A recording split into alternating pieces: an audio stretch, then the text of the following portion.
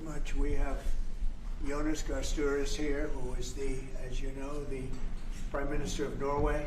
He's a great gentleman, highly respected, beloved in his country. And we've had talks on the war with Ukraine, Russia, and trade. We're doing very well, I think, on both. We've had some pretty good movement in every respect. The war is very important that it ends with, I used to say, 2,500 people a week dying, young people, mostly soldiers from Russia and Ukraine. And we want to end that war. We want to end it quickly. And I think we've made a lot of progress.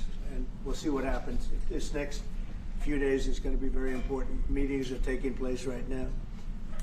Additionally, we talked about trade, and we get along very well on trade. We'll do something, but I think the Prime Minister knows that over the years the United States has been very good to a lot of people, and it's time for us to benefit also. So we're going to have a good relationship on trade, and we discussed other things also.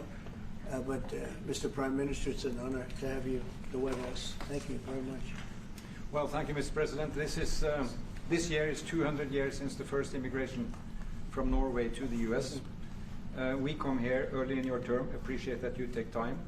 We have highlighted that very close cooperation. We are allies. We look after security in the north, in the Arctic. A lot of confidence between our services. We have discussed in detail the war in Ukraine. I have saluted the President for his initiative to make progress towards something that can be a ceasefire and an end to this terrible conflict. It is a complex picture, but it needs political will and push, and we have exchanged ideas on that. And then I think the President and his team have been open to hear our perspectives. And on trade, we have also emphasized that we can benefit, both of us, by trading.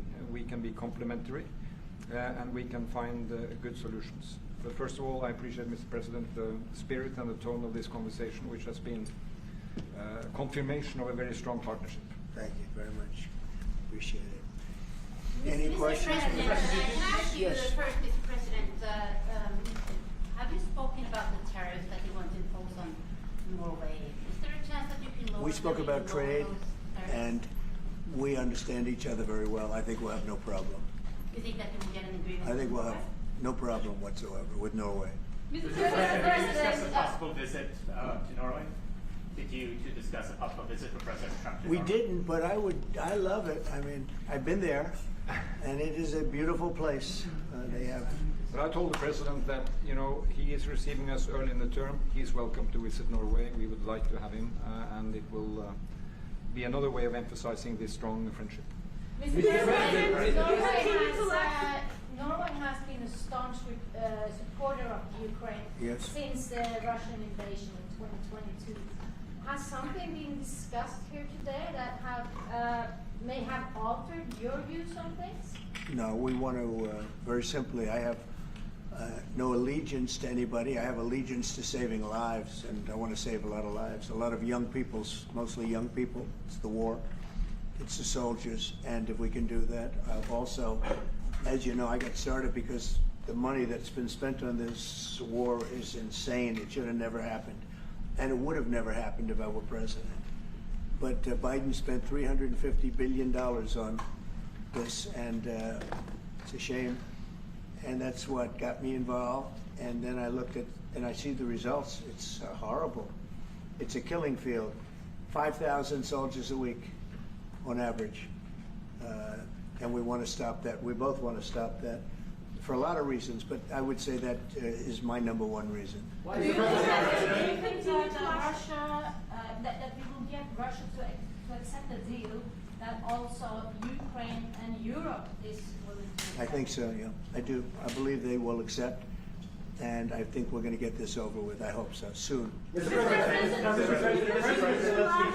continue to lack support from NATO allies in your goal of obtaining Greenland. How will you proceed if you don't get that support? Well, Greenland's going to be interesting, but that's for another day. I think we need that for international peace. What are you expecting of your And if you allies? don't have that, I think it's a big threat to our world. So I think Greenland's very important for international peace. Yeah, please go ahead. Mr. President, this morning in a Truth Social post, you used the words Vladimir, stop. That seemed like a slightly different message, a personal message. What is your level of frustration with President Putin? I didn't like last night. I wasn't happy with it. And we're in the midst of talking peace, and missiles were fired.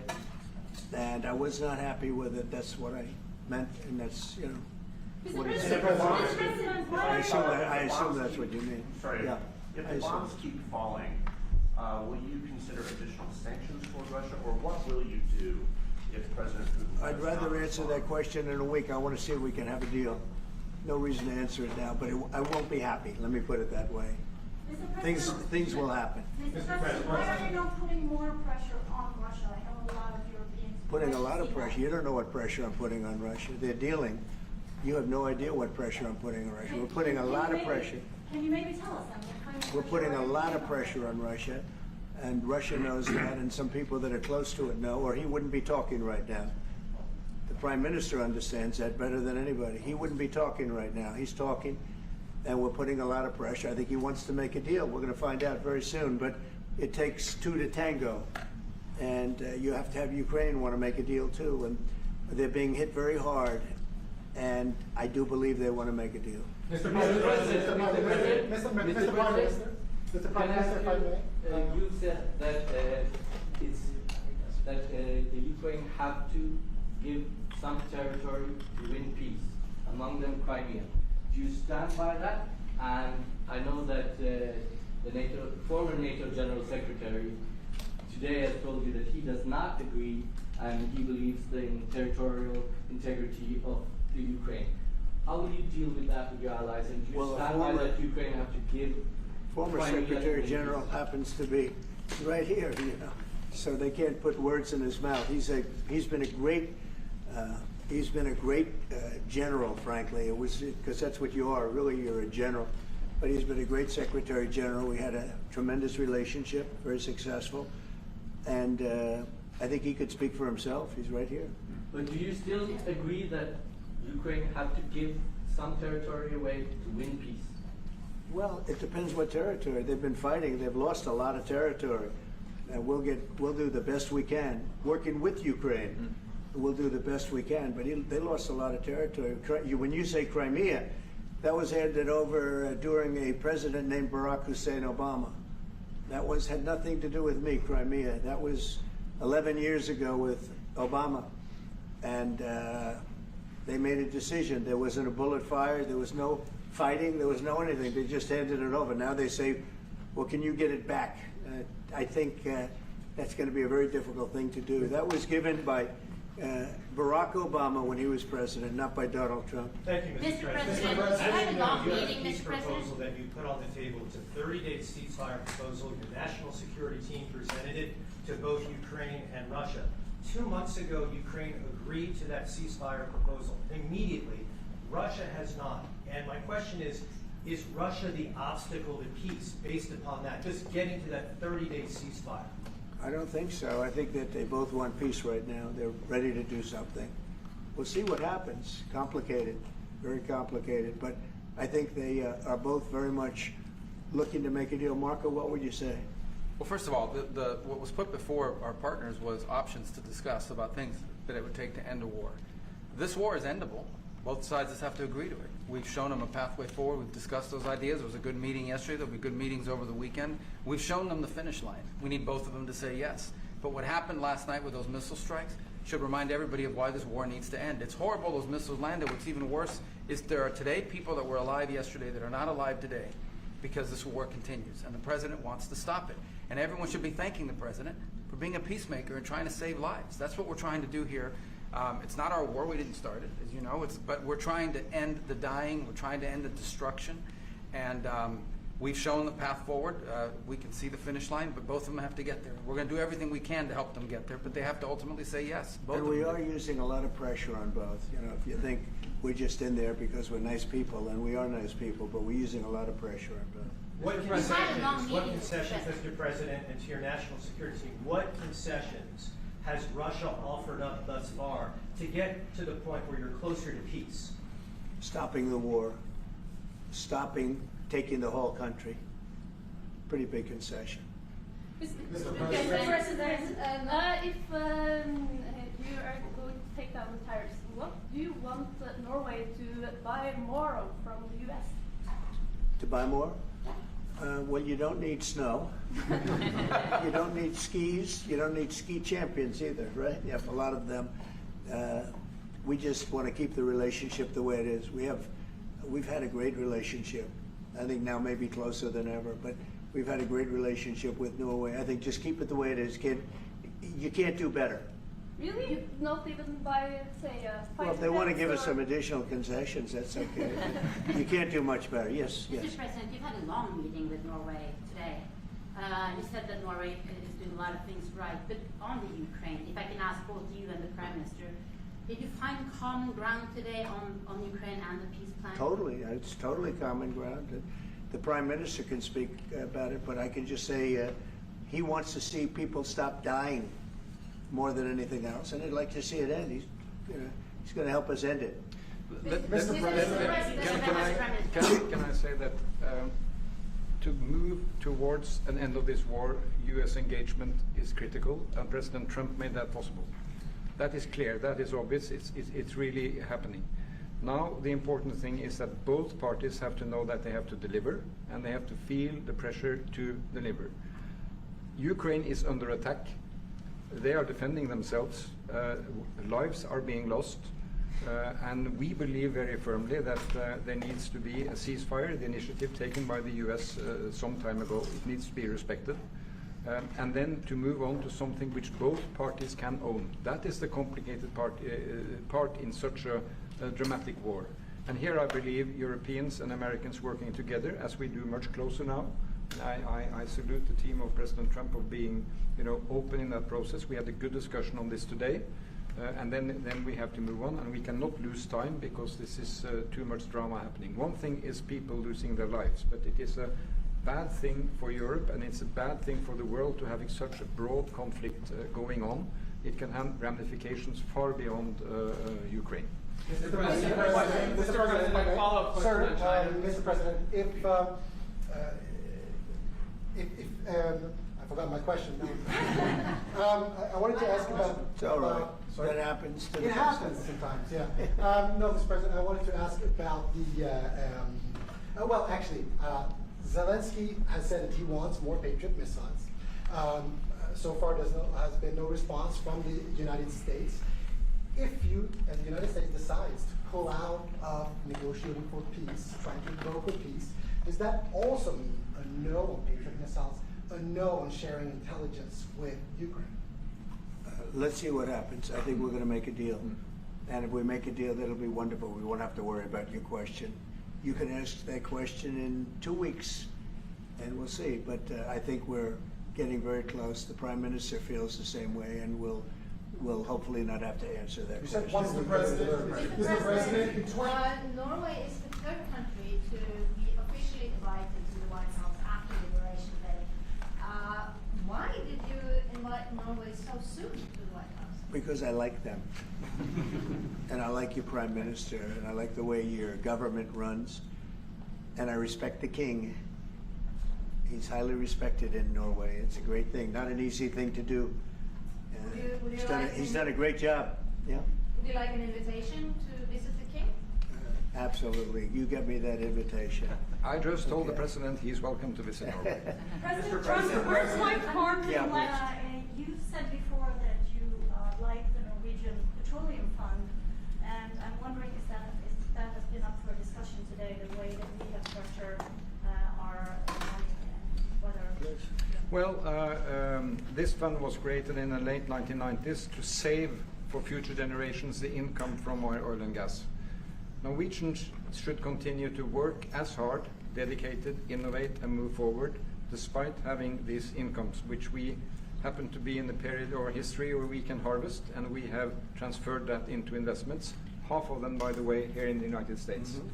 So I think this is a model which we have been able to explore. If we can share experiences, and we do with our colleagues in the US, you never copy this one-to-one, but there can be techniques and way of working that we have used in organizing our fund. Jens Stoltenberg was the finance minister when the first dollar entered that fund, so he is a safe hand to have as a finance minister today. What do you say? No, and as you said, Mr. Prime Minister, we are ready to sit down with the U.S. To also work with them on if they want to establish a sovereign wealth fund, because we have a good experience with our fund.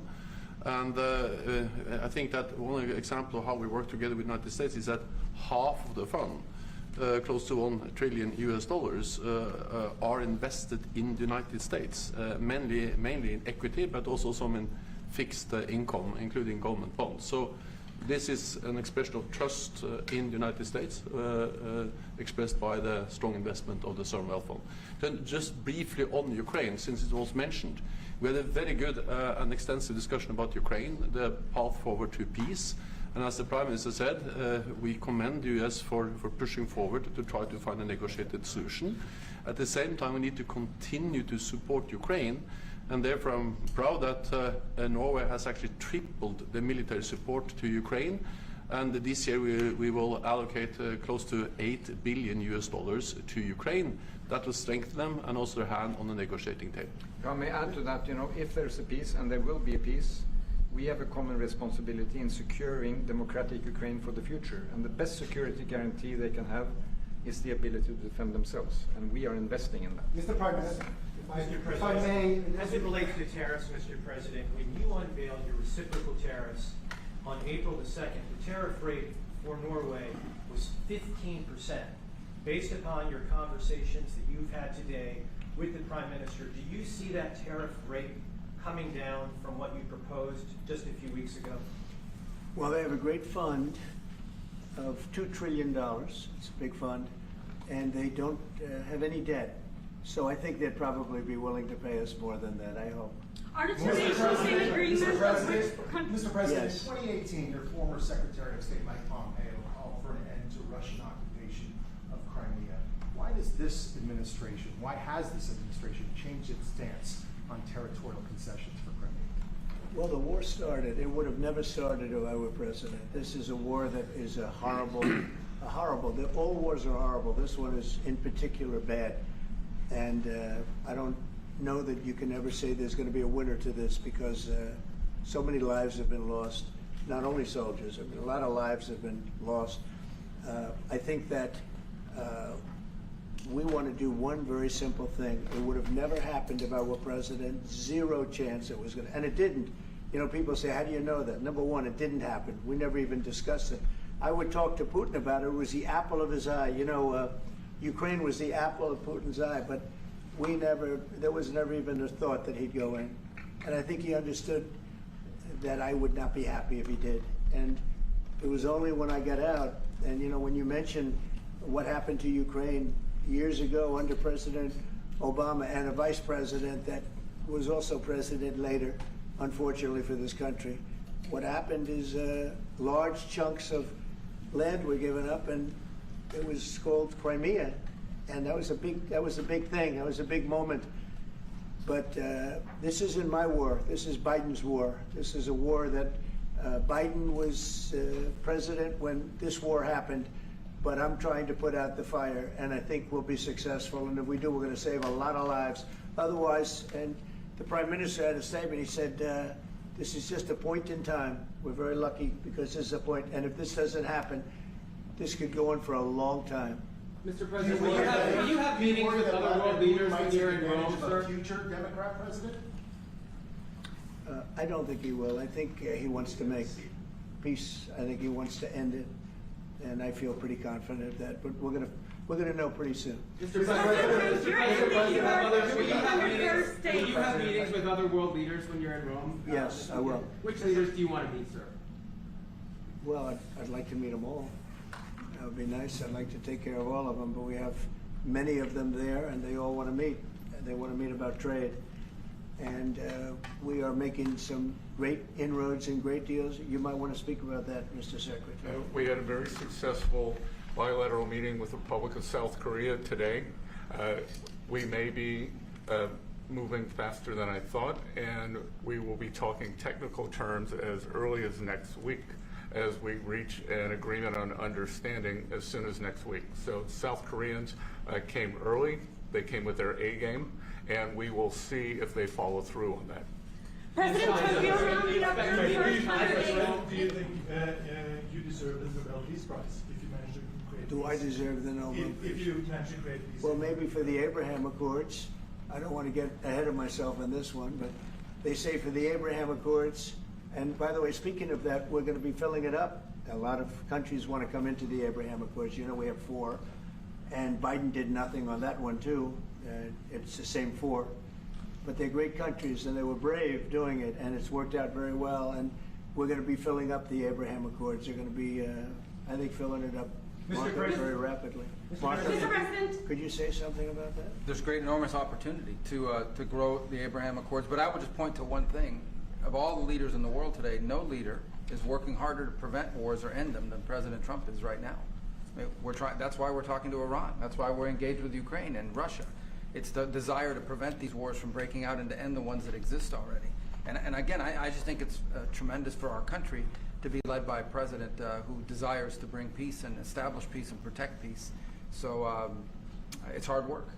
Mr. President, you know, Marco just mentioned something that maybe we should talk about for just a second, if we could, Mr. Prime Minister. And you're involved in it too, because you've been involved in the world and peace.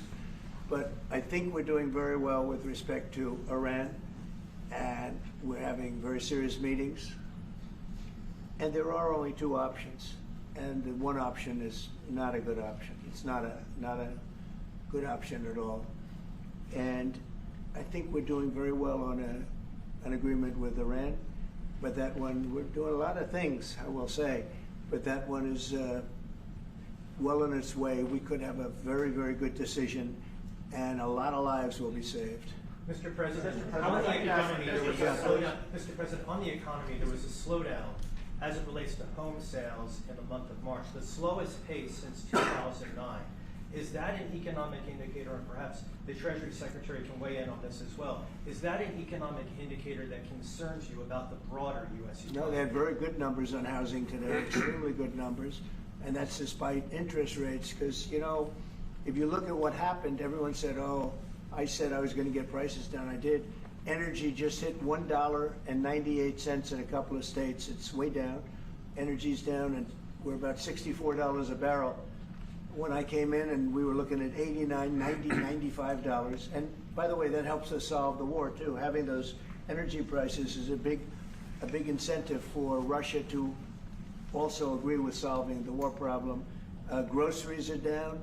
When I was with you 2 months ago, you were complaining about eggs. I said, I just got here. I was here for about a week when the press started saying about eggs have gone through the roof. I said, I just got here. Tell me about eggs. And they have been. They went through the roof and you couldn't get them. So we just had a big Easter egg hunt at the White House. Thousands and thousands of eggs. And the price was down 87%. So we did a great job. Housing is doing very well. We should lower interest rates. That's the Fed. I hope they lower interest rates. That's a smart thing to do. Be ahead a little bit, although already it's a little bit late. But in the end, we just have a great country. We have a very strong country, and we have every other country. I can't think of one country that doesn't want to negotiate a deal.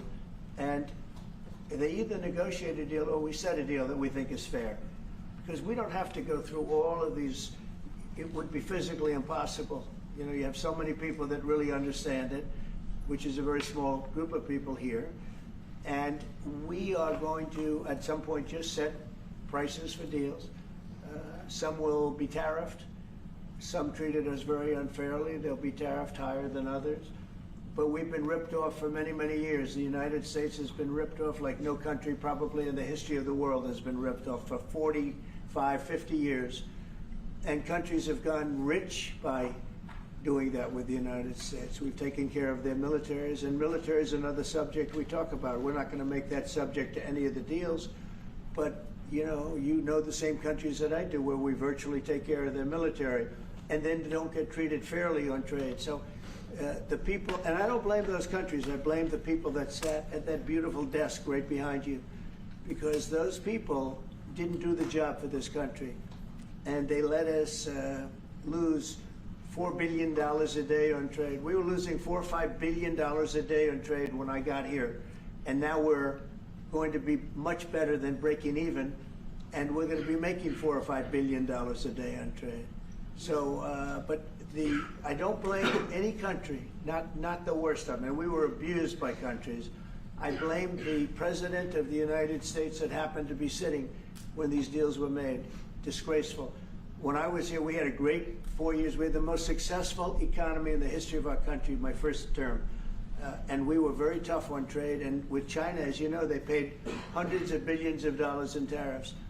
But nobody else ever did that. China paid not 10 cents to any other president. And but not only China, virtually every country got away with murder. And we just can't let that happen. Thank you very much, everybody. Thank you very much. Appreciate it. Thank you very much. Thank you, everybody. Head out. Please start moving. Thank you. Thanks, everybody.